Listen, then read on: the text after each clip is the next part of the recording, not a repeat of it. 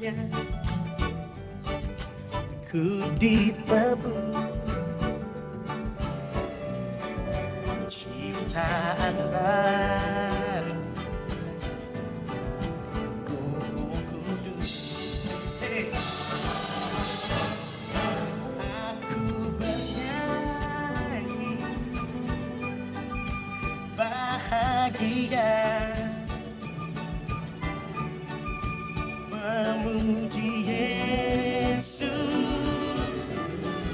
selamanya. Aku bernyanyi bahagia.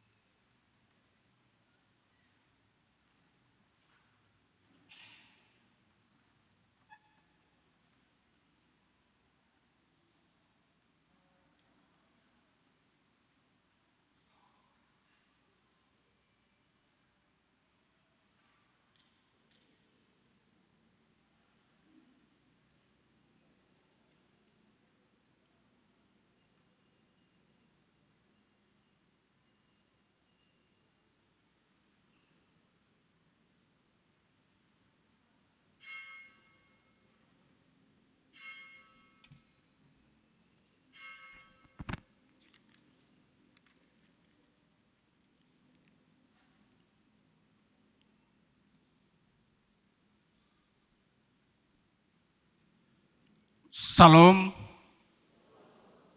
Selamat pagi Bapak, Ibu, Saudara-saudari, dan anak-anak yang dikasihi Tuhan Yesus Kristus. Presbiter dan para pelayan yang bertugas di GPIB Jemaat Mangama Siang Makassar menyambut dengan penuh sukacita kehadiran jemaat sekalian dalam ibadah hari Minggu kedua sesudah Epifani.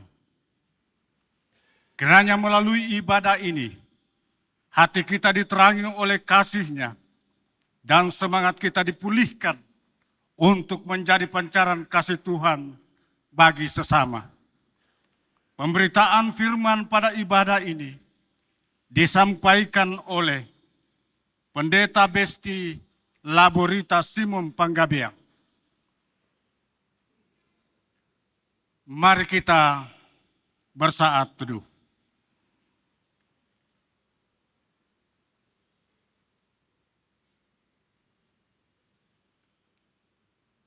Marilah berdiri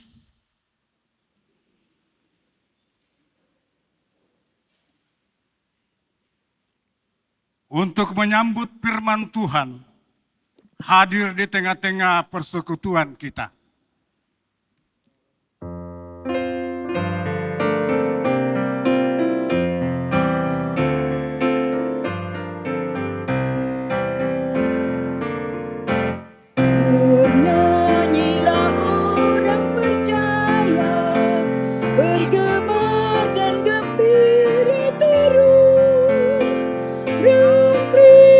Tetap bercahaya di dalam berita kudus.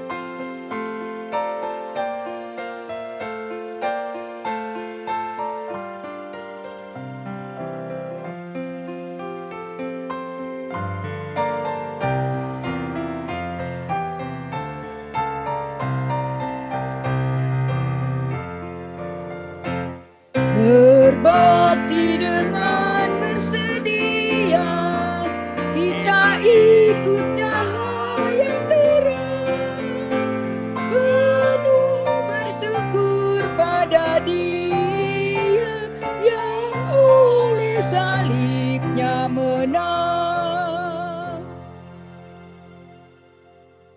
Marilah kita menahbiskan ibadah ini dengan pengakuan pertolongan kita dalam nama Tuhan yang menjadikan langit dan bumi. Amin.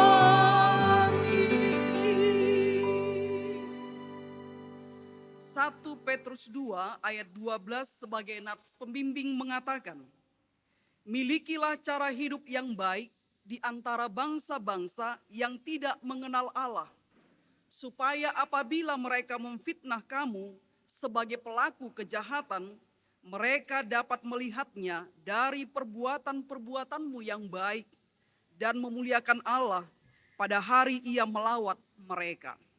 Terimalah salam, kasih karunia, rahmat dan damai sejahtera dari Allah Bapa dan Kristus Yesus Tuhan kita menyertai engkau. Dan menyertai.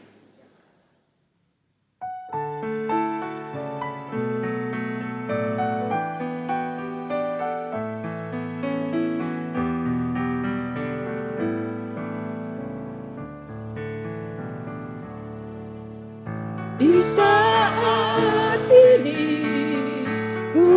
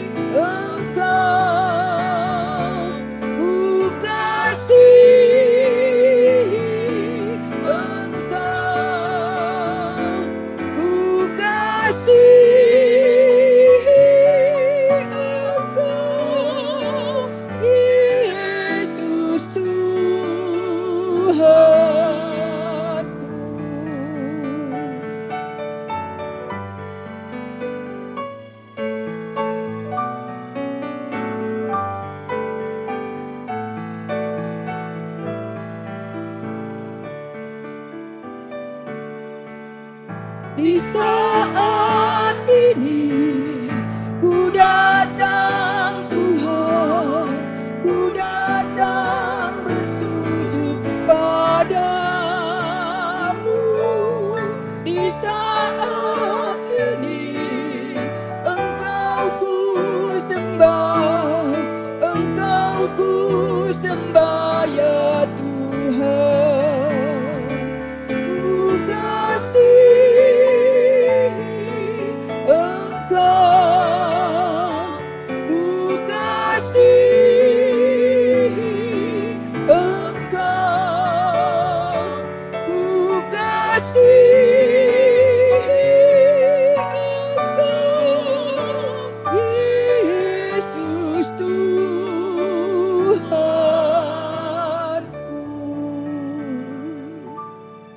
Disilahkan duduk.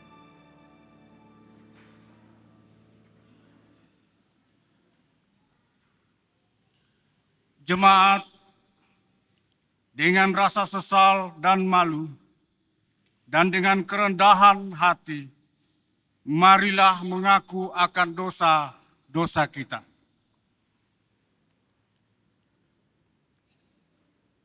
Ya Allah, sungguh pemberontakan kami banyak di hadapan-Mu, dan dosa kami bersaksi melawan kami. Sungguh kami menyadari pemberontakan kami, dan kami mengenal dosa kami. Kami telah memberontak dan mungkir terhadap Tuhan, dan berbalik dari mengikuti Allah kami. Kami merancangkan pemerasan dan penyelewengan. Kami mengandung dusta dalam hati kami, dan melahirkan dalam kata-kata. Karena itu kami mohon, ampunilah kami, kiranya segala dosa kami, tebus dan baharuilah kami, supaya kami layak disebut anak-anak-Mu. Dalam Yesus Kristus, Tuhan kami, dengarkanlah suara kami. Turun.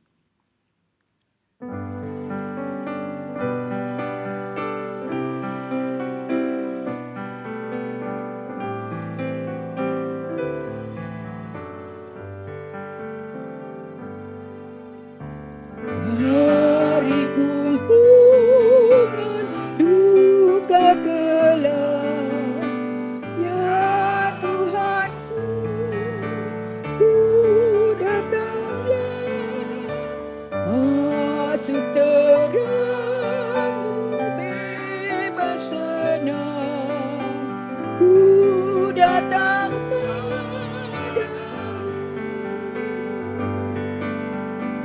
Dari beban kesakitanku, masuk ke dalam kekuatan-Mu. Dalam derita aku datang, ya Yesus Tuhanku.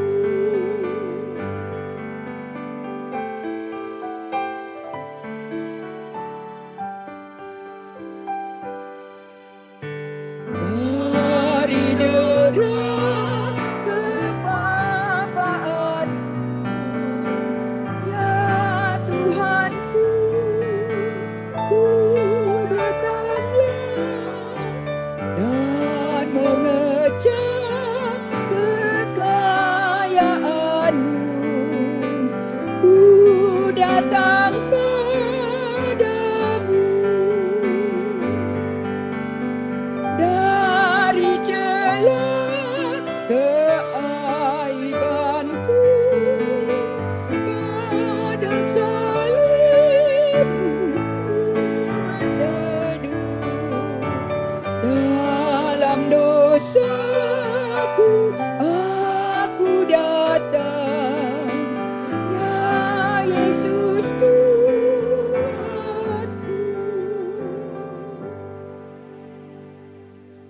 Jemaat, mari kita mendengarkan berita anugerah yang tertulis dalam Titus pasal 3 ayat 5 sampai 7 yang mengatakan, pada waktu itu Dia telah menyelamatkan kita, bukan karena perbuatan benar yang telah kita lakukan, tetapi karena rahmat-Nya melalui permandian, kelahiran kembali, dan melalui pembaharuan yang dikerjakan oleh Roh Kudus, yang sudah dilimpahkannya kepada kita melalui Yesus Kristus, Juru Selamat kita, supaya kita sebagai orang yang dibenarkan oleh anugerah-Nya menjadi ahli waris di kehidupan kekal sesuai dengan pengharapan kita.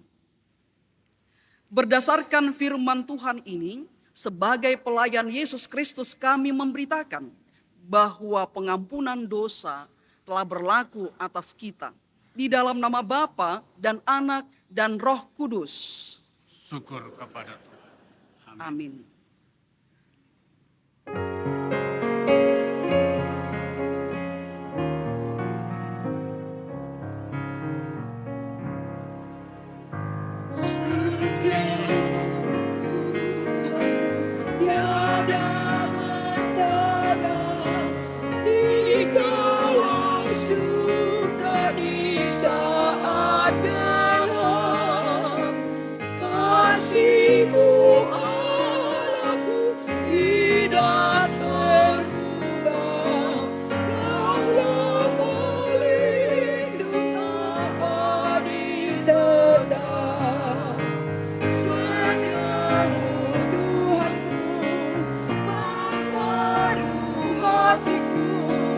Setiap pagi bertambah jelas, yang ku perlukan tetap Kau berikan, sehingga aku puas jelas.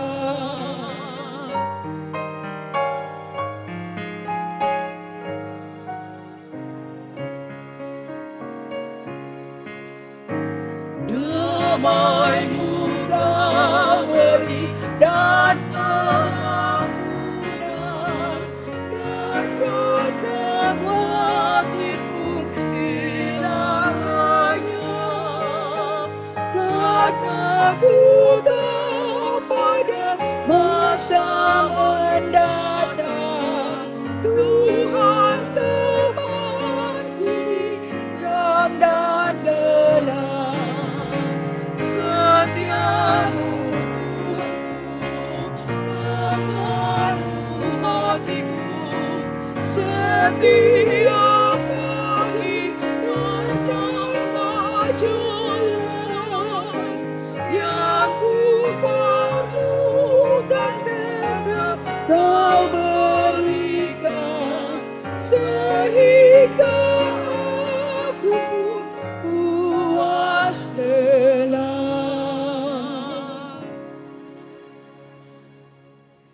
Jemaat, mari berdiri.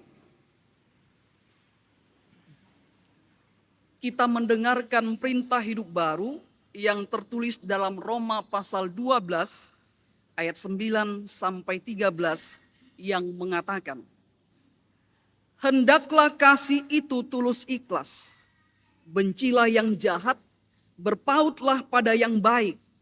Hendaklah kamu saling mengasihi sebagai saudara dan saling mendahului dalam memberi hormat.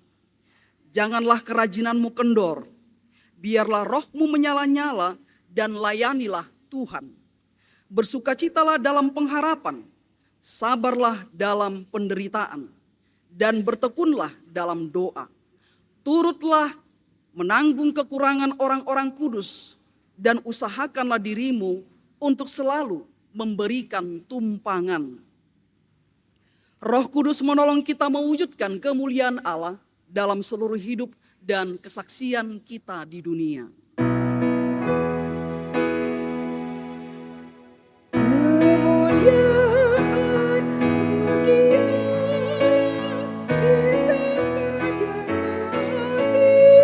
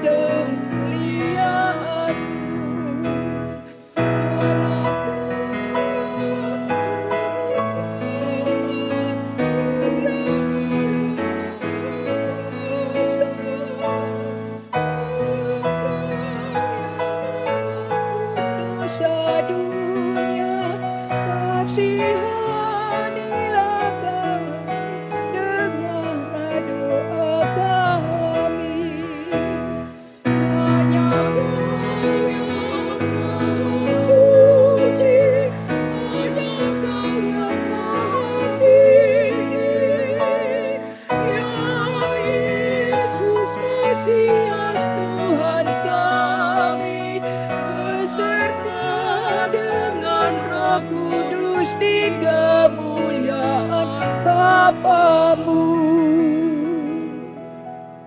Dipersilakan dulu.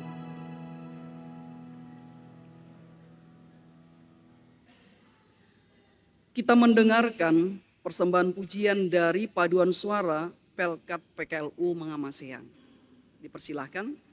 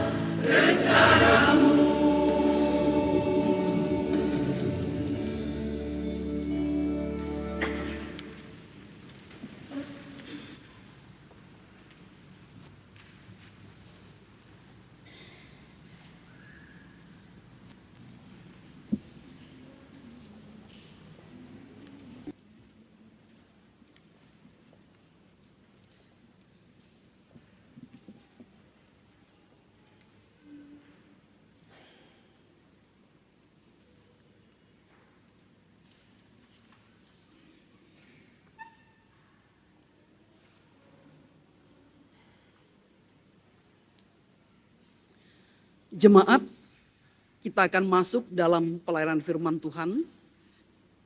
Mari kita melipat tangan, mohon bimbingan Roh Kudus dalam doa. Kita berdoa. Kami menenangkan diri kami ya Tuhan, tanda kesediaan kami untuk mendengarkan firman-Mu yang akan memimpin kami pada keselamatan dan kehidupan yang daripada Tuhan. Oleh karena itu, kesiapan diri kami ini kami serahkan kepadamu, agar Tuhanlah yang menyempurnakannya dengan mengaruniakan kepada kami Roh-Mu yang kudus, untuk menerangi hati dan pikiran kami, membimbing dan mengajar kami tentang kebenaran firman-Mu. Dan dalam hikmat-Mu, Engkau menuntun kami untuk hidup seturut dengan kehendak-Mu. Kami percayakan waktu ini kepadamu ya Tuhan. Berfirmanlah Engkau kepada kami. Demi Kristus Tuhan kami berdoa. Amin. Jemaat, mari kita berdiri untuk mendengarkan firman Tuhan yang dibacakan dari Alkitab. Haleluya. Haleluya, haleluya. Pujilah Tuhanmu selamanya, haleluya. Nyanyi dan soraklah, agungkan namanya. Pujilah Tuhanmu selamanya, haleluya.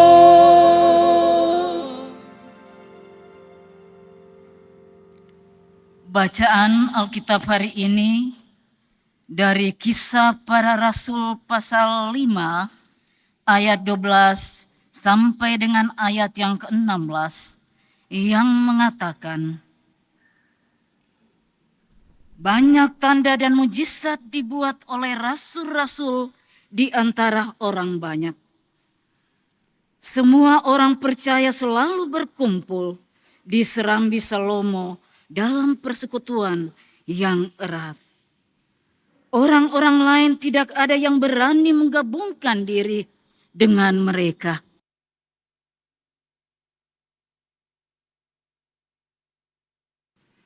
Makin lama makin bertambahlah jumlah orang yang percaya kepada Tuhan. Baik laki-laki maupun perempuan, bahkan mereka membawa orang-orang sakit keluar.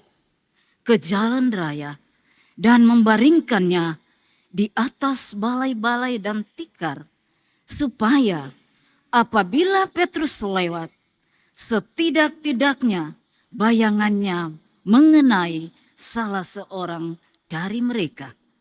Juga orang banyak dari kota-kota di sekitar Yerusalem datang berduyun-duyun serta membawa orang-orang yang sakit dan orang-orang yang diganggu roh jahat. Lalu mereka semua disembuhkan. Demikianlah pembacaan Alkitab. Hendaklah firman Tuhan dengan segala kekayaannya diam di dalam hatimu dan ucaplah syukur kepada Allah.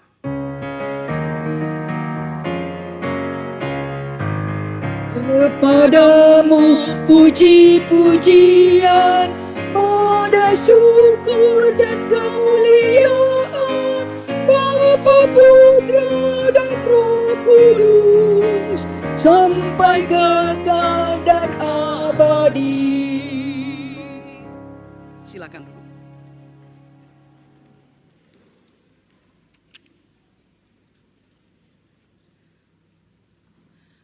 Bapak, Ibu, saudara-saudara yang dikasihi Tuhan, tema dari perikop bacaan kita berdampak dalam kehidupan sehari-hari. Berdampak dalam kehidupan sehari-hari.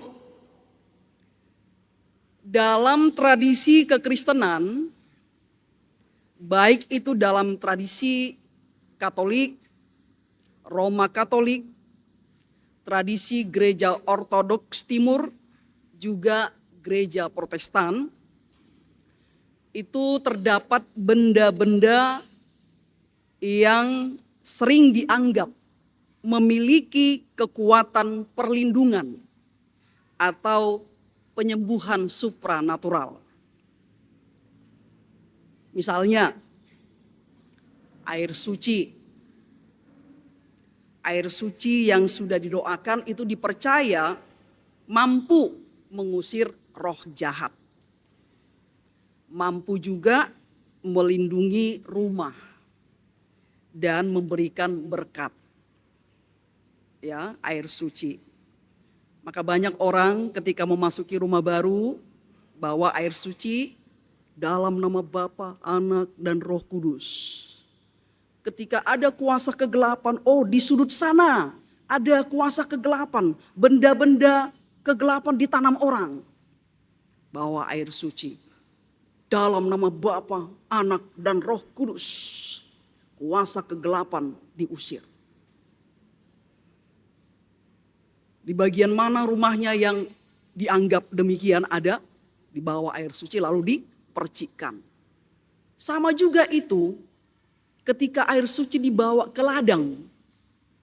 Ketika di ladang, ya orang sakit katanya, dia kena di ladang itu. Ada penumbuhnya di sana, dia kena. Lalu dibawa air suci. Dipercikkanlah di sana dalam nama Bapa, Anak, dan Roh Kudus. Kuasa kegelapan diusir. Saya tidak tahu Bapak Ibu pernah melakukannya. Tapi air suci itu dianggap sebagai air yang bisa mengusir kuasa kegelapan, yang bisa melindungi rumah dan juga memberikan berkat. Contoh yang lain, salib. Taruh salib itu di depan rumah kita. Kalau bisa di depan pintu rumah kita. Supaya kalau orang jahat datang, iblis datang, langsung ketakutan. Lalu diletakkanlah itu sebagai bentuk salib itu untuk mengusir kuasa yang jahat. Misalnya minyak urapan. Minyak urapan. Ada orang sakit. Coba kamu minta dulu minyak urapan dari pendeta ini, dari romo ini, itu bisa menyembuhkan. Dimintalah minyak urapan ini, lalu dioleskan dalam nama Tuhan Yesus Kristus. Sembuhlah yang sakit ini.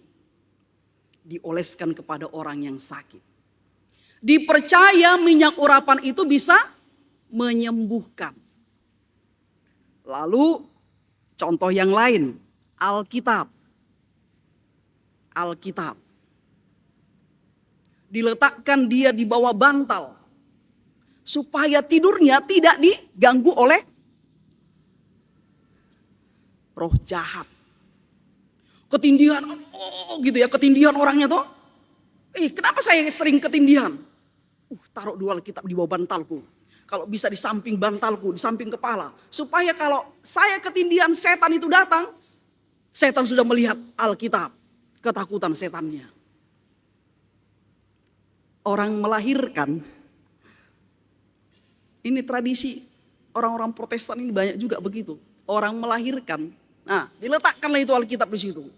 Supaya iblis tidak mengganggu ibu yang lagi lemah ini karena baru melahirkan. Termasuk bayinya. Dan masih banyak lagi. Salib misalnya, lilin misalnya, dan seterusnya. Jadi itu benda-benda yang dianggap oleh umat sebagai benda supranatural yang bisa menyembuhkan sakit, mengusir roh jahat, dan memberikan berkat. Nah,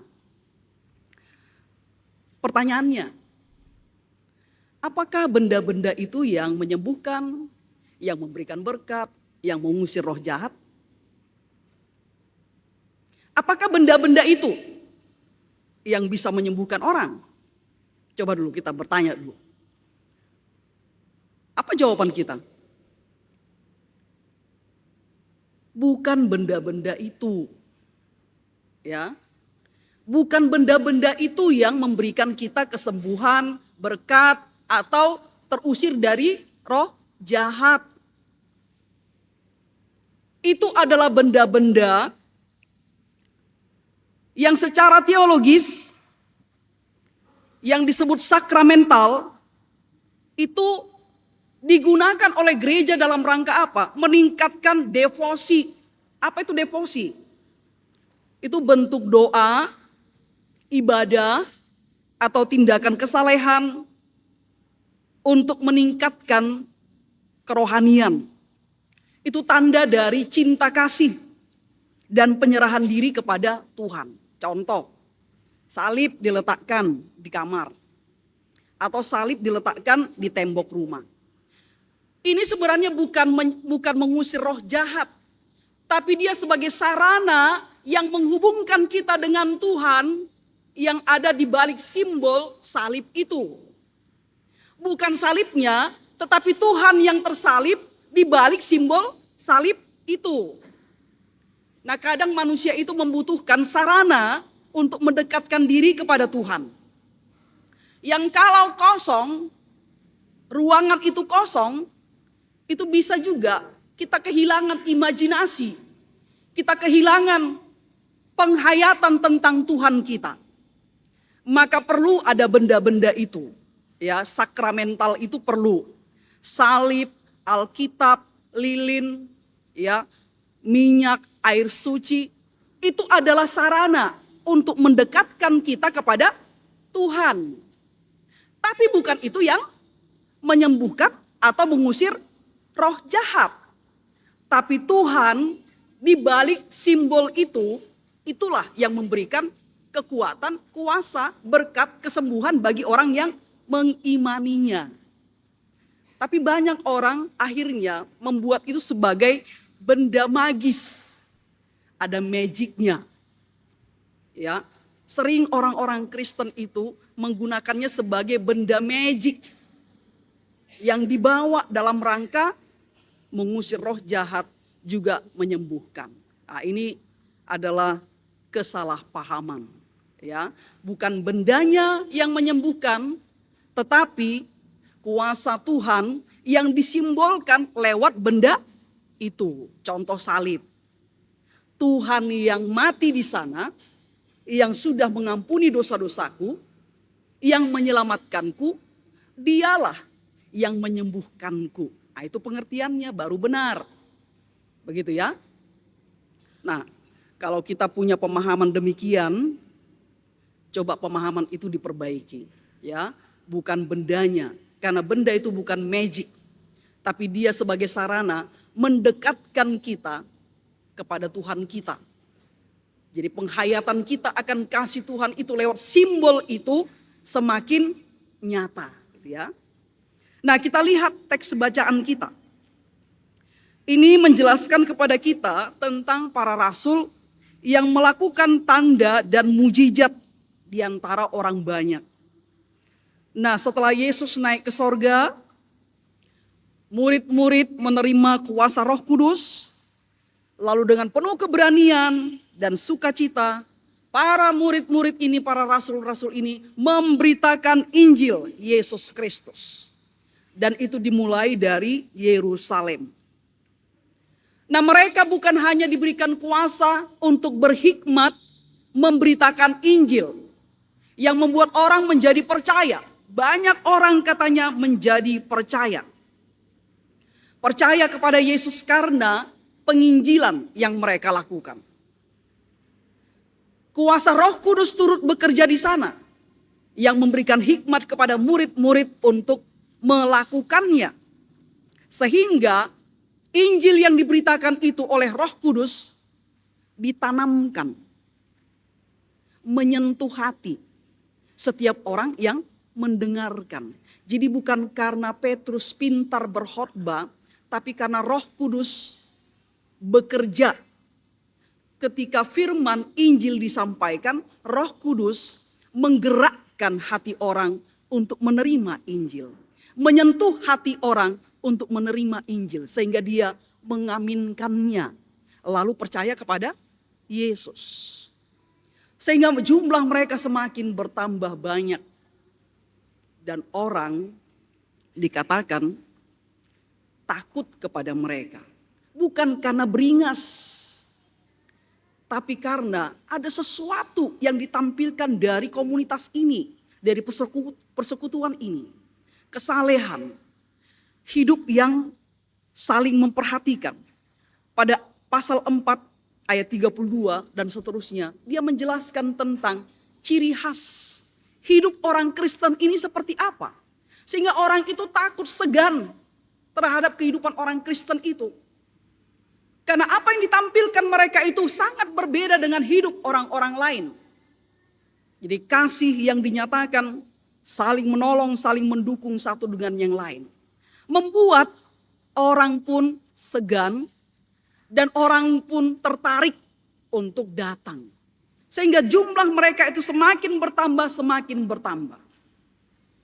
Lalu dikatakan bukan hanya hikmat yang diberikan untuk menyampaikan Injil Yesus Kristus, tapi juga diberikan kepada mereka kuasa untuk menyembuhkan, membuat tanda dan mujizat. Sehingga banyak orang datang membawa orang-orang sakit. Ada yang dikatakan diletakkan di jalanan, di pinggir jalan, ya. Mereka membawa orang-orang sakit keluar ke jalan raya, membaringkannya di balai-balai dan tikar, supaya apabila Petrus lewat, garis bawahi, setidak-tidaknya bayangannya mengenai salah seorang dari mereka.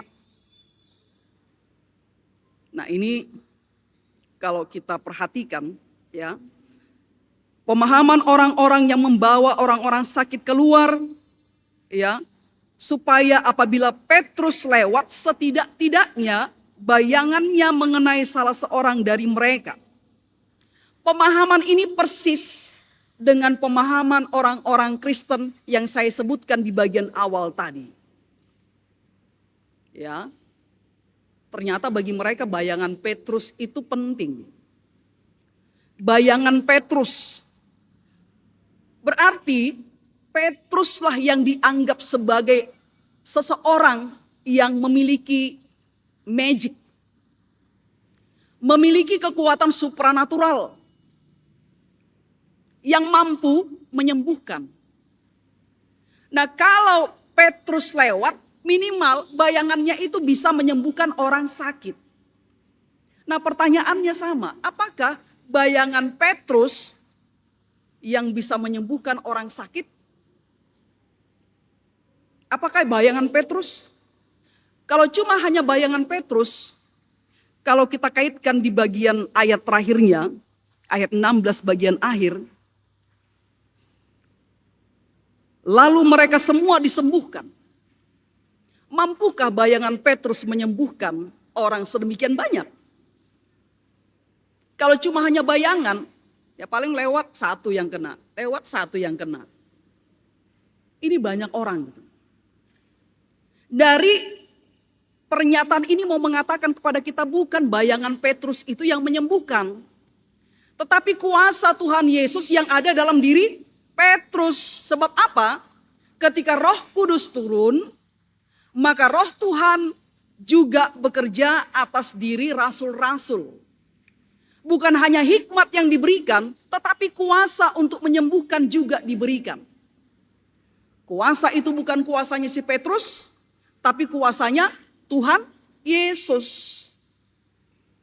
Maka ketika orang-orang sakit datang, Petrus menjadi sarana yang dipakai Tuhan untuk menyembuhkan orang banyak. Jadi bukan bayangannya. Jadi pemahaman orang banyak ini mungkin persis sama dengan pemahaman kita orang-orang Kristen.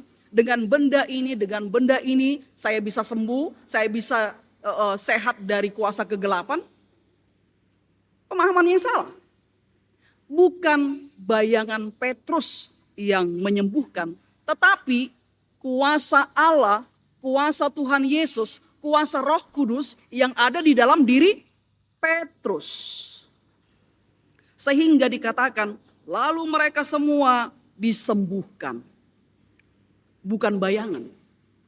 Tetapi kuasa Tuhan yang bekerja dalam diri Petrus, itulah yang menyembuhkan.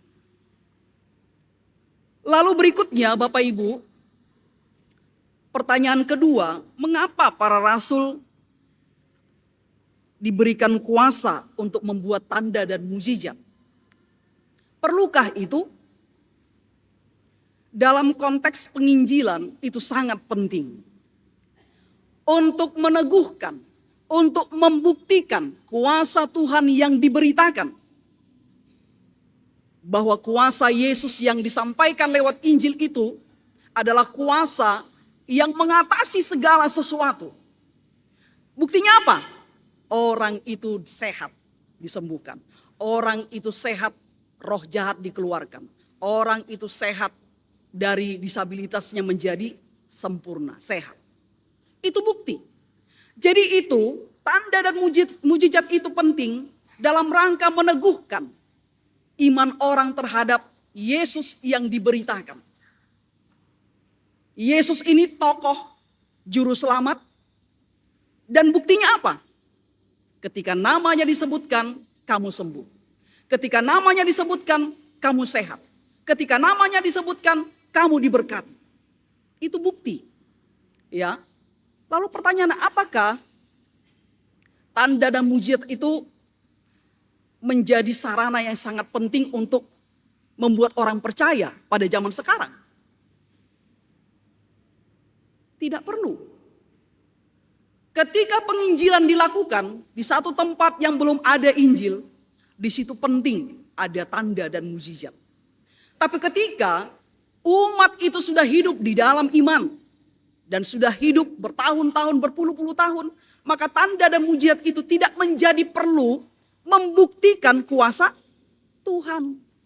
Apa kita perlu bukti lagi kah? Sebagai orang Kristen kita sekarang ini perlu bukti lagi kah? Lalu kalau kita misalnya tidak melihat bukti itu, lalu kita menjadi pergi dari Yesus? Tidak ya. Tidak perlu bagi kita itu. Ada orang sakit dalam nama Yesus sembuh. Lalu itu membuat kita semakin percaya. Tanpa itu pun saya tetap percaya. Ya. Tanpa bukti-bukti itu saya pun tetap percaya. Tidak perlu saya diteguhkan lewat itu. Tapi ketika penginjilan pertama-tama dilakukan, itu penting. Supaya orang yang belum percaya pada Yesus lihat, oh iya, luar biasa ternyata Yesus yang disebutkan dia. Tuhan dan Juru Selamat itu rupanya mampu menyembuhkan, mampu mengusir setan, memberkati. Itu bukti. Maka pada konteks kita zaman sekarang, bukti tidak penting. Sebab kita sudah menghayati karya Tuhan di dalam hidup kita. Lalu kita lihat di sini bahwa orang-orang yang mengikut Yesus itu menjadi percaya. Mereka ada dalam satu persekutuan yang erat. Erat. Ketika mereka menerima Yesus sebagai Tuhan dan Juru Selamat. Persekutuan mereka erat. Mereka selalu berkumpul katanya. Ada kerinduan untuk selalu berkumpul. Berkumpul untuk apa? Ngerumpi? Gosip? Tidak. Ada kerinduan dalam diri mereka untuk berkumpul mendengarkan Injil Yesus Kristus dari para rasul. Mereka ingin mendengarkan cerita tentang Yesus. Mereka ingin mendengarkannya. Ada kerinduan untuk mendengarkannya. Dan disitulah mereka belajar, semakin mendalami imannya. Maka ketika tantangan datang mereka menjadi kuat. Orang yang baru menjadi Kristen tanpa belajar, ada tantangan langsung out itu. Ya kenapa? Belum kuat dasarnya. Jadi para rasul bersama dengan orang-orang yang baru percaya ini selalu berkumpul dalam persekutuan yang erat untuk belajar dari firman Tuhan supaya iman mereka itu bertumbuh, ya bertumbuh, kuat dan berkembang. Nah, Bapak Ibu saudara-saudara yang dikasihi oleh Tuhan Yesus Kristus, kita masuk dalam penerapannya ya. Yang pertama terkait dengan benda-benda suci tadi. Dalam tradisi kekristenan itu sebenarnya dipergunakan untuk mendekatkan kita kepada Tuhan. Ya. Jadi lewat benda-benda itu kita bisa mengekspresikan iman kita. Misalnya salib. Dalam ekspresi itu kita bayangkan Tuhan yang tersalib. Tuhan yang mati untukku. Dia mati di sana untukku. Dia rela mati di sana untuk keselamatanku. Jadi ketika kita berdoa, langsung diperhadapkan dengan salib, itu akan lebih bermakna ketimbang kita berdoa tanpa salib. Coba nanti Bapak Ibu, saudara-saudara coba di rumah. Ya, di meja letakkan salib, ada lilin, ada Alkitab. Itu lebih serius dibandingkan kita berdoa ini kosong. Bisa-bisa amennya kita itu nanti besok pagi. Amin kita nggak tahu di mana amennya. Karena apa? Sudah pikiran melanglang buana kemana-mana. Bahkan mungkin tertidur. Ya. Tapi ketika itu ada, itu membuat penghayatan kita itu kayaknya dekat sekali dengan Tuhan. Lalu ketika itu kita gunakan, jangan percaya itu yang membuat kita tenang, itu yang membuat kita damai, itu yang membuat kita sehat, itu yang membuat kita sembuh. Jangan. Ya, itu hanya sarana. Simbol-simbol yang mendekatkan kita kepada Tuhan. Jadi teman-teman, ya, saya tidak tahu teman-teman adakah membawa benda-benda suci, benda-benda suci dikantongi jadi jimat. Nah itu salah itu. Ya, salib besar-besar dipakai sebagai jimat, salah itu. Ya. Atau rosario kita ikut juga menggunakannya dalam doa gitu ya, kita doa rosario, kita yakini membawa berkat bagi kita, itu salah. Jadi makna di balik simbol itu yang penting. Siapa yang dimaknai di sana? Tuhan. Peristiwa-peristiwa apa yang dialami oleh Tuhan lewat simbol-simbol itu yang dihayati. Supaya ketika kita berdoa, kita langsung terhubung dengan Tuhan kita. Bukan dengan benda itu lagi. Bagi yang menggunakan Alkitab, ketika orang mati mau dikuburkan, ada juga banyak begitu ya. Masukkan Alkitab itu katanya. Emang orang mati bisa baca Alkitab kak? Jangan-jangan sepanjang hidupnya dia jarang baca Alkitab. Lalu ketika sudah mati, masukkan Alkitab dalam petinya itu katanya. Siapa yang baca gitu ya? Terlambat sudah. Jangan dimasukkan. Itu untuk orang yang hidup. Yang perlu membacanya. Jadi benda-benda suci yang kita anggap itu, ya jangan pahami itu yang menyembuhkan kita, itu yang memberikan kita berkat dan seterusnya. Itu hanya benda, ya, hanya benda. Lalu yang berikutnya, iman kita itu loh yang menyelamatkan. Misalnya sakit. Ada orang sakit, dia perlu minyak urapan. Dia butuh air suci. Kan ada banyak begitu ya. Pengobatan oleh gereja, oleh seseorang, didoakan air. Nah, kamu minum katanya, dalam nama Yesus diminum.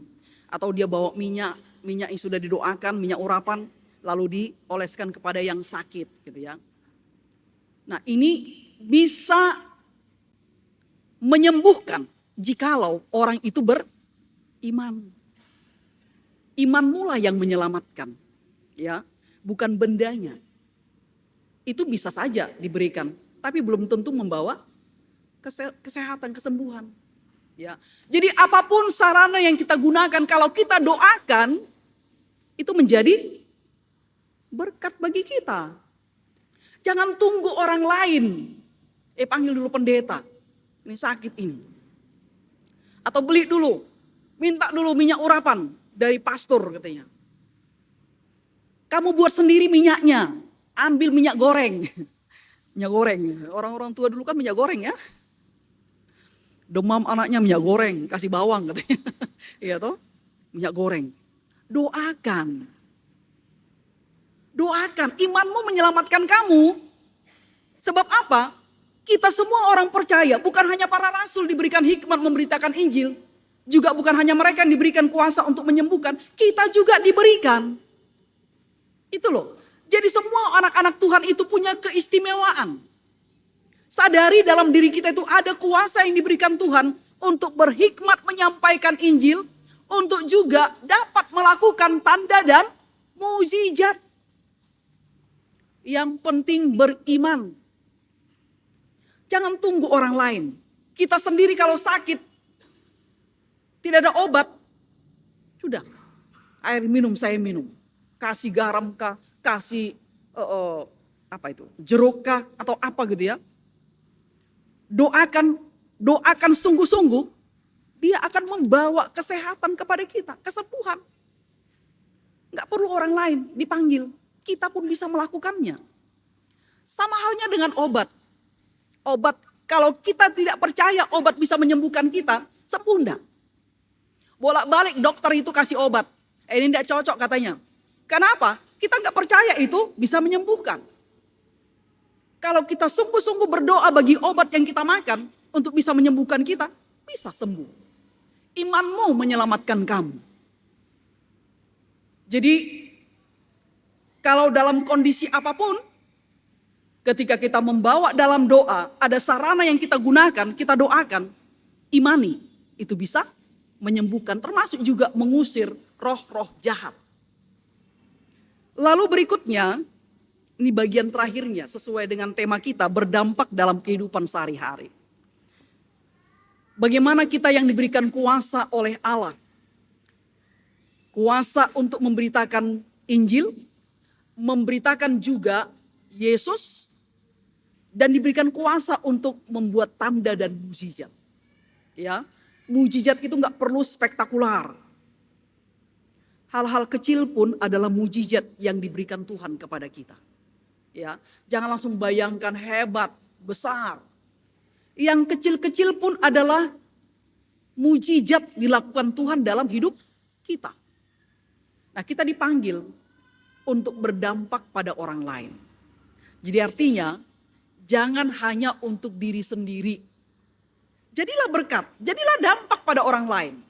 Ketika ada orang yang sakit, Di bagian mana saya bisa berperan? Mungkin mengunjunginya, mungkin membawakan sesuatu kepadanya, ya, walaupun itu kecil. Mungkin mengunjungi dia, mendoakan dia, menghibur dia, mungkin memberikan saran kepada dia.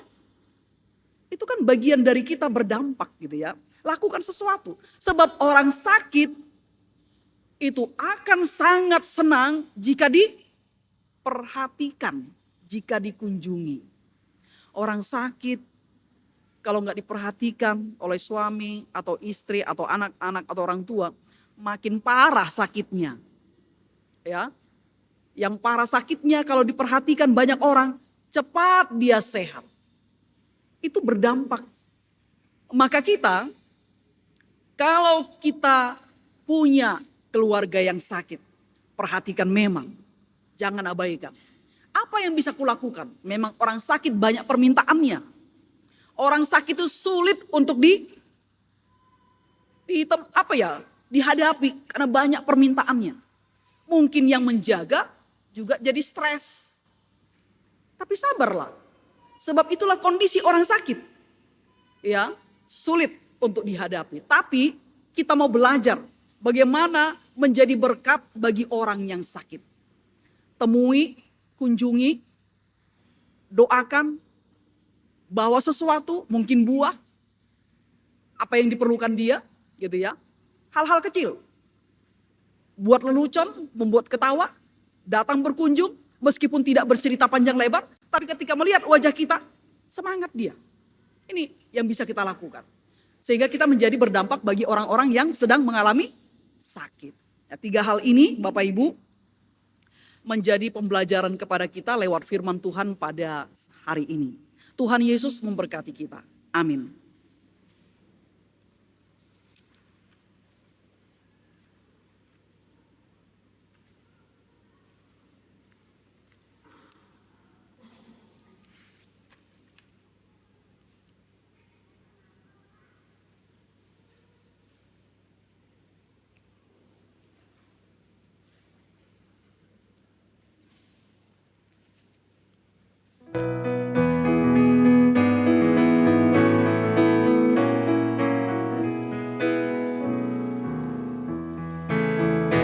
Haruslah Yesus sepenuhnya hidup di dalam diriku. Dalam kata dan tindakan waktu tidur atau jaga, Yesus hidup dalamku.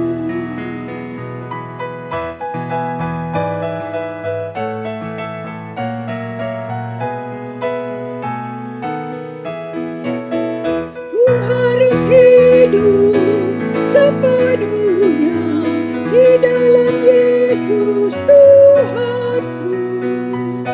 Dalam kasih kebenaran, pengampunan, kekudusan, dalam Yesus Tuhanku. Jemaat, mari berdiri. Bersama dengan semua orang percaya di segala waktu dan tempat, mari kita mengaku iman menurut pengakuan iman rasuli dengan hati dan mulut masing-masing berkata, aku percaya kepada Allah, Bapa yang Maha Kuasa, Khalik langit dan bumi, dan kepada Yesus Kristus anaknya yang tunggal Tuhan kita, yang dikandung daripada Roh Kudus, lahir dari anak darah Maria, yang menderita di bawah pemerintahan Pontius Pilatus, disalibkan, mati dan dikuburkan, turun ke dalam kerajaan maut, pada hari yang ketiga bangkit pula dari antara orang mati, naik ke sorga, duduk sebelah kanan Allah, Bapa yang Maha Kuasa, dan akan datang dari sana untuk menghakimi orang yang hidup dan yang mati. Aku percaya kepada Roh Kudus, gereja yang kudus dan am, persekutuan orang kudus, pengampunan dosa, kebangkitan daging, dan hidup yang kekal. Disilahkan duduk.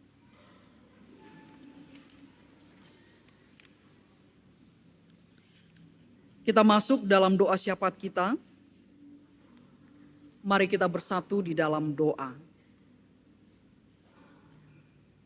Allah Bapa kami di dalam sorga, Engkau mengaruniakan kepada kami anak-anak-Mu yang percaya kepada Tuhan Yesus Kristus, hikmat, kuasa yang daripada-Mu untuk kami dapat memberitakan Injil Tuhan Yesus Kristus, menyampaikan firman Tuhan dalam kehidupan kami dengan berbagai cara. Dan Engkau juga mengaruniakan kepada kami kuasa untuk menyembuhkan, untuk mengusir roh-roh jahat. Semua itu Engkau berikan bagi kami karena kami orang-orang yang percaya kepadamu. Namun kami sadari bahwa kuasa itu belum benar-benar kami pergunakan. Kadang kami tidak percaya diri untuk mempergunakannya. Kadang kami ragu-ragu. Kadang kami tidak mengerti, tidak tahu.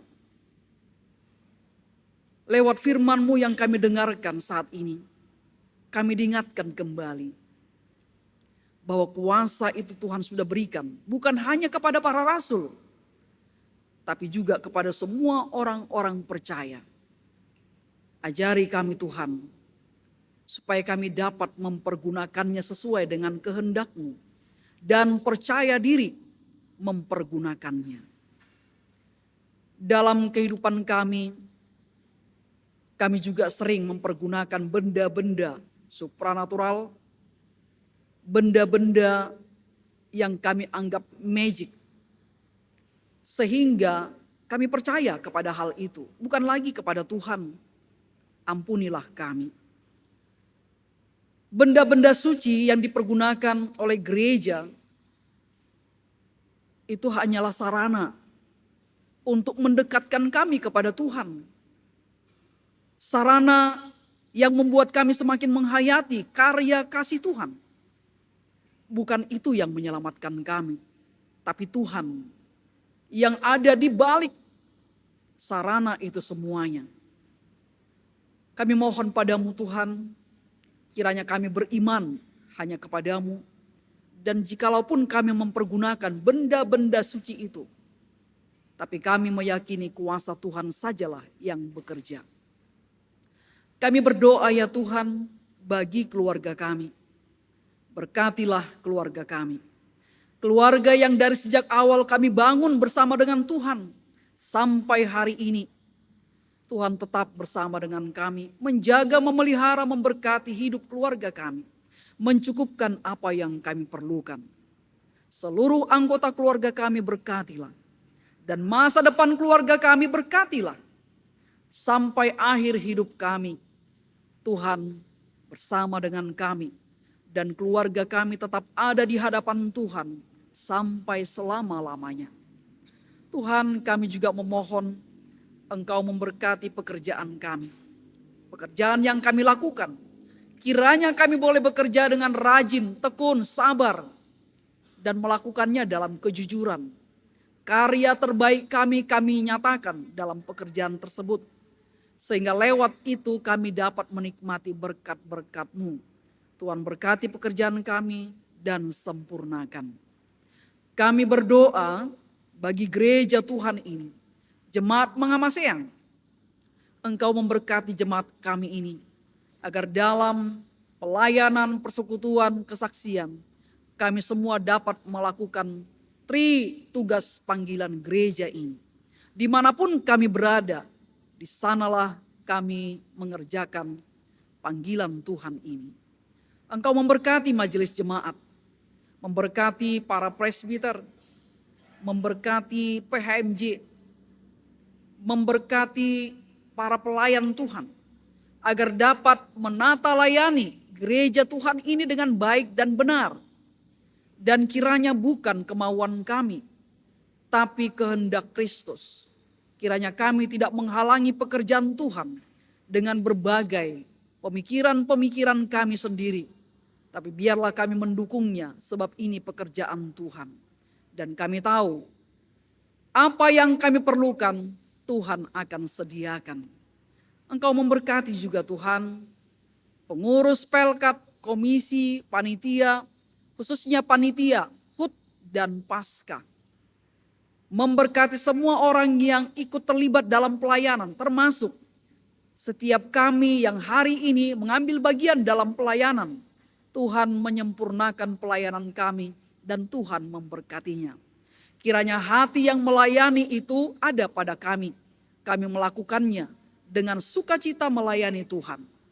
Engkau juga memberkati warga jemaatmu yang sakit, yang berada di rumah maupun di rumah sakit.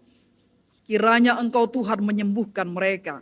Secara khusus kami doakan Bapak Maruli Luhukai, Ibu Agustina Sabtu, Ibu Maria Tojeng, Ibu Nasmin Katmayer, Bapak Yusuf Sabtu, Ibu Meti Sarju, Bapak Daniel Dumais, Ibu Suramalem Kumaat.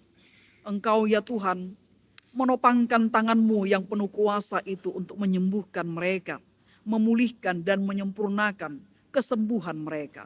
Di dalam nama Yesus Kristus, saudara-saudara kami yang sakit ini disembuhkan. Kami juga berdoa bagi warga jemaat sektor pelayanan 3, secara khusus keluarga Poli I Suwade, keluarga Holatila Pasedan, keluarga Edi Iwan, keluarga Kumendong Tikualu.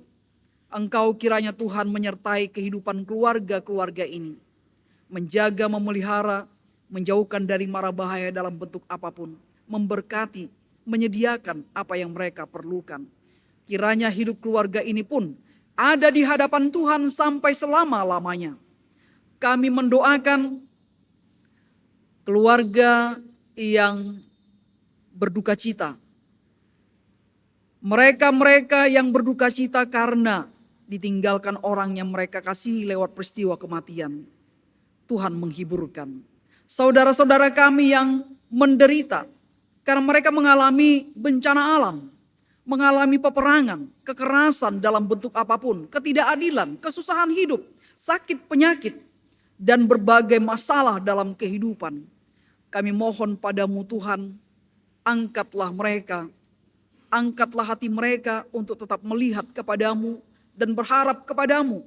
Dan Tuhan yang empunya kuasa memulihkan kehidupan mereka dan memberikan masa depan yang baik kepada mereka. Kami mendoakan semua pergumulan-pergumulan gereja Tuhan, pergumulan-pergumulan bangsa ini, pergumulan-pergumulan masyarakat kami, apapun itu, Tuhan Engkau hadir, memberikan ketenangan, keamanan, kedamaian, mencukupkan apa yang kami perlukan, dan menjaga kami semuanya. Pemerintah kami berkatilah, supaya mereka berhikmat memimpin bangsa ini. Jauhkan dari keegoisan, dari tindakan-tindakan kecurangan. Kiranya mereka sungguh-sungguh dan rela berkorban membangun negeri kami ini. Berkati juga Kodam 14 Hasanuddin dan pimpinan Yon Arhanud dalam hubungannya dengan GPIB Mangamaseang. Kiranya lembaga-lembaga ini dapat bekerja sama dan tidak saling menekan, tidak saling mencampuri urusan masing-masing. Biarlah lembaga-lembaga ini mengerjakan pekerjaannya dengan baik dan menjadi berkat dalam kehidupan. Kami mempercayakan kehidupan kami semuanya kepadamu Tuhan. Kiranya Engkaulah yang mengasihi kami, yang mengaruniakan segala yang baik kepada kami. Sempurnakan doa kami ini Tuhan, dan jadilah kehendak-Mu atas kami. Ya Tuhan, dalam pengasihan-Mu kami memohon. Peliharalah kami di dalam kasih Tuhan Yesus Kristus yang telah mengajar kami berdoa. Bapa kami yang di sorga, dikuduskanlah nama-Mu, datanglah kerajaan-Mu, jadilah kehendak-Mu di bumi seperti di sorga. Berikanlah kami pada hari ini makanan kami secukupnya, dan ampunilah kami akan kesalahan kami, seperti kami juga mengampuni orang yang bersalah kepada kami. Dan jangan bawa kami ke dalam pencobaan, tetapi lepaskanlah kami daripada yang jahat.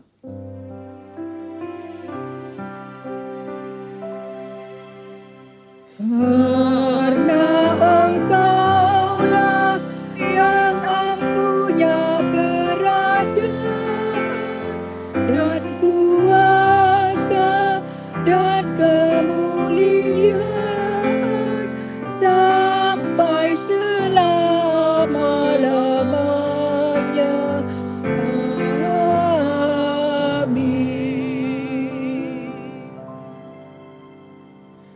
kita mendengarkan kesaksian pujian dari Kolintang Agape Makassar. Dipersilahkan.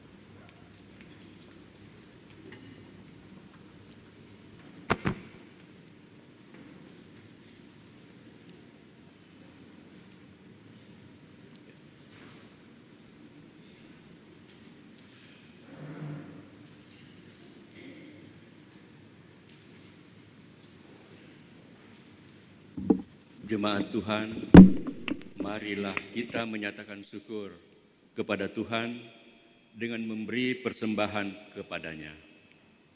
Dengarlah nas Alkitab dalam Amsal pasal 3 ayat 9 dan 10 yang menyatakan, muliakanlah Tuhan dengan hartamu dan dengan buah sulung dari hasil tanahmu.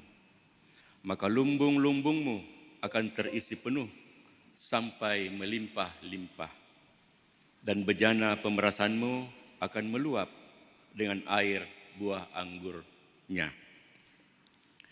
Jemaat memberi persembahan melalui pundi yang diedarkan oleh presbiter bertugas. Pundi berwarna hijau untuk dana pelayanan dan pundi berwarna merah untuk dana program. Kotak persepuluhan, kotak persembahan syukur, dan kotak dana HUT Mangamaseang dan Paskah tersedia di depan. Kiranya Tuhan memberkati persembahan saudara.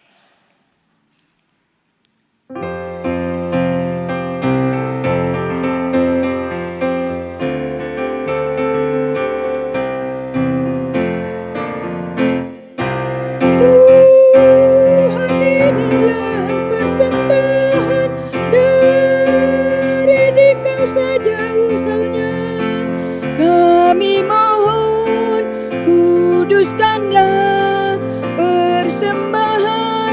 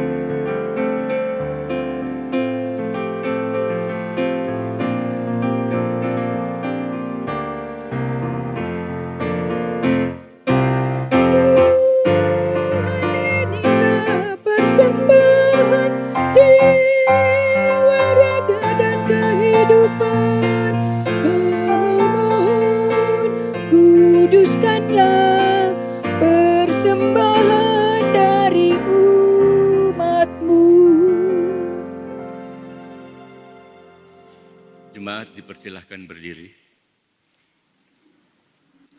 Marilah kita mendoakan persembahan ini.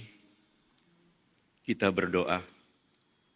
Ya Tuhan sumber kasih, kami membawa persembahan ini sebagai ungkapan syukur atas segala berkat dan pemeliharaan-Mu. Kiranya Engkau berkenan menerimanya dan memakainya bagi pekerjaan kasih untuk menolong yang lemah, menguatkan yang letih, dan meneguhkan ikatan persaudaraan di antara kami.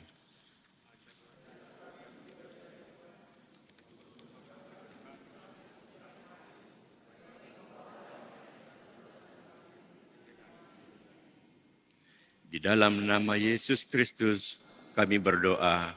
Amin. Jemaat dipersilahkan duduk.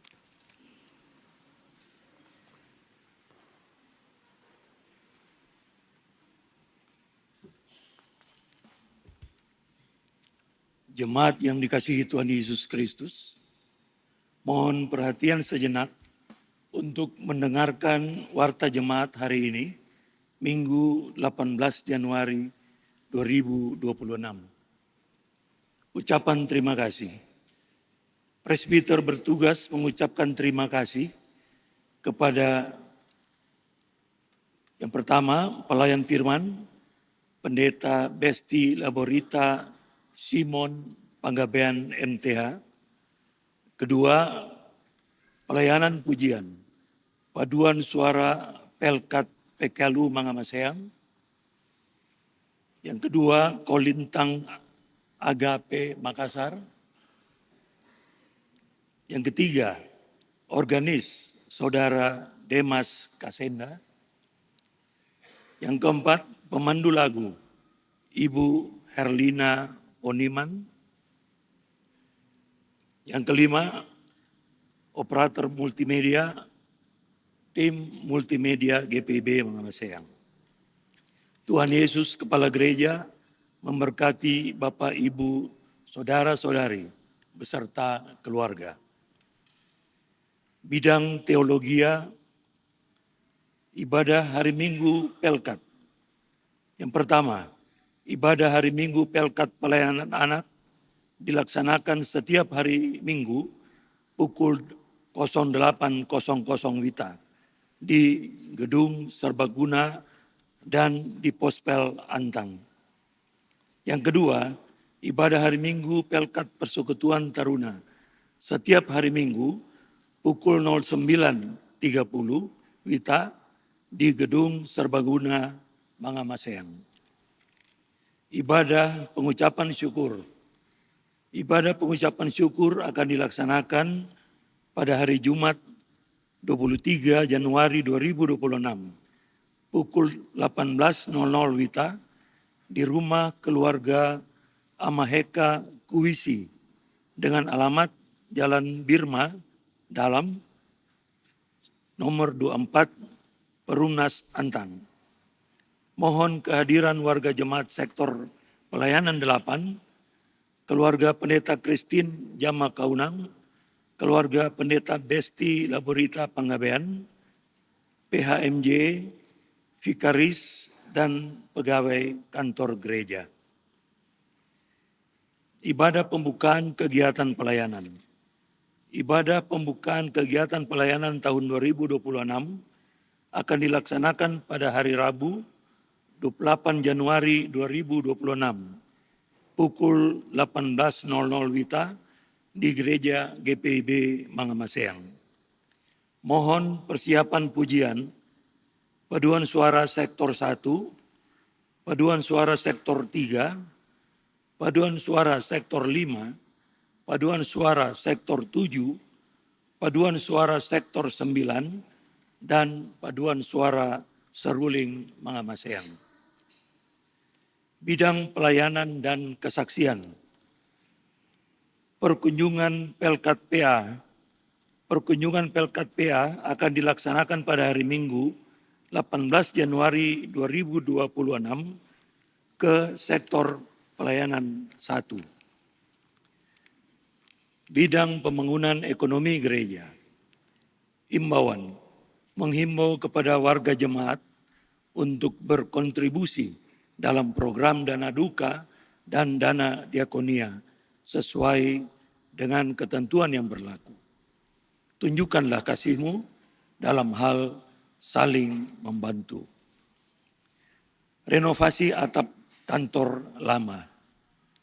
Yang pertama, sehubungan akan dimulainya renovasi atap kantor lama pada hari Selasa 20 Januari 2026, maka aktivitas yang selama ini berlangsung di kantor lama dialihkan ke gedung serbaguna Mangamaseang. Yang kedua, diinformasikan kepada jemaat yang akan dilakukan pengerjaan renovasi atap kantor lama. Sehubungan dengan hal tersebut, dibutuhkan bahan-bahan sebagai berikut. Pertama, atap spandek ukuran 0,40. Yang kedua, semen, pasir, dan bata merah. Yang ketiga, kanal C ukuran 85-75. Bagi warga jemaat yang berkerinduan memberikan bantuan, dapat menghubungi Bendahara PHMJ, Bapak Penatua Herman Rura. Bidang Infokom Litbang. Ucapan selamat hari ulang tahun. Majelis Jemaat GPIB Mangamaseang mengucapkan selamat hari ulang tahun kelahiran bagi Bapak, Ibu, Saudara-saudari yang berbahagia dalam pekan ini, terhitung tanggal 18 sampai 24 Januari 2026. Tuhan Yesus memberkati Bapak, Ibu, Saudara-saudari di usia yang baru. Kehadiran warga jemaat dalam ibadah ini, pria 98 orang, wanita 162 orang, jumlah 260 orang. Penutup, diimbau kepada seluruh jemaat untuk bersama-sama menjaga keamanan dan ketertiban selama ibadah hari Minggu. Mohon memperhatikan barang bawaan pribadi, tidak memarkir kendaraannya di bahu jalan raya. Yang kedua, Majelis Jemaat GPIB Mangamaseang mengucapkan terima kasih kepada seluruh warga jemaat, tamu dan simpatisan yang telah mengikuti ibadah saat ini dan atas segala bentuk bantuan yang diberikan untuk mendukung terselenggaranya pelayanan dan kesaksian. Tuhan Yesus Kepala Gereja senantiasa memberkati kita sekalian. Demikian warta jemaat, selamat hari Minggu.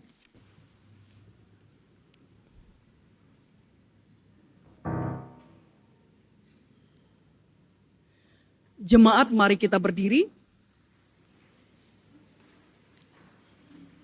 Pergilah dalam damai sejahtera Tuhan ke dalam kehidupanmu sehari-hari dan lakukanlah firman Tuhan yang telah kamu dengar.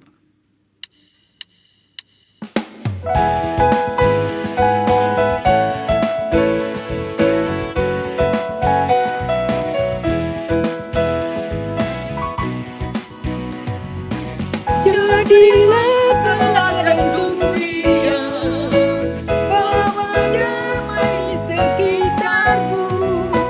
Firman Tuhan jadi batunya yang membentuk hidupmu.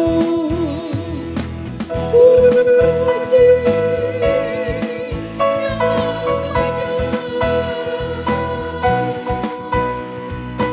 Puji kuasanya. Puji kasihnya. Pujilah kemurahannya.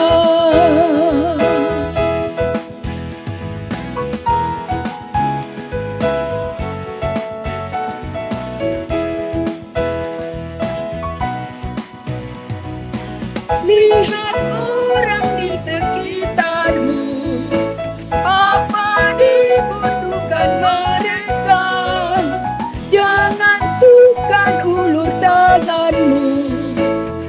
datang tolonglah segera.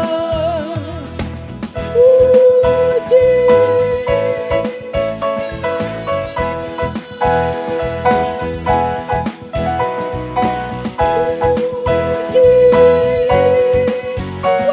kuasanya,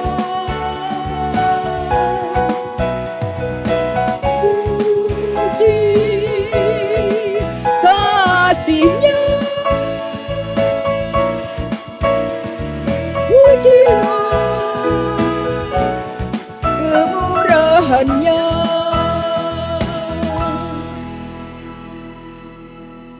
Arahkanlah hati dan pikiranmu kepada Tuhan, serta terimalah berkat-Nya.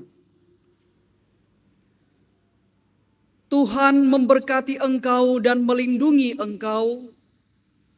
Tuhan menyinari engkau dengan wajah-Nya dan memberi engkau kasih karunia. Tuhan menghadapkan wajah-Nya kepadamu dan memberi engkau damai sejahtera.